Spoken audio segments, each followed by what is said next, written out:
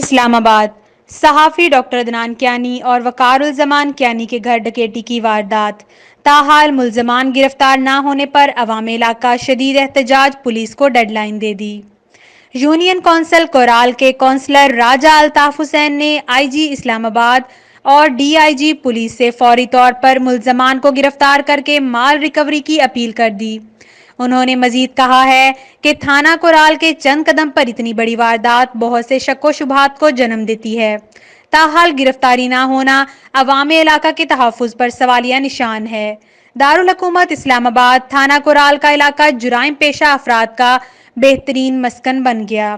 اسلام آباد انتظامیہ نے 2 دن کے اندر ملزمان گرفتار کر کے مال کی ریکوری نہ کی، عوام علاقہ شدید احتجاج کرنے پر مجبور ہوں گے۔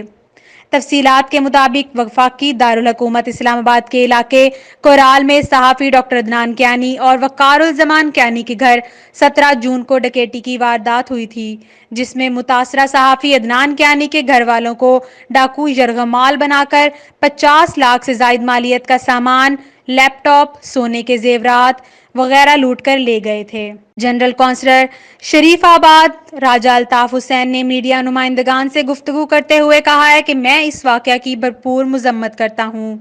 اور آئی جی اسلام آباد اور تھانہ کورال کے S P Koral, D S P اور ایس ایچ او صاحب سے مطالبہ کرتا ہوں کہ ملزمان کو جلد از جلد گرفتار کر کے کیفر کردار تک پہنچایا جائے اور متاثرہ صحافی کو انصاف فراہم کیا جائے۔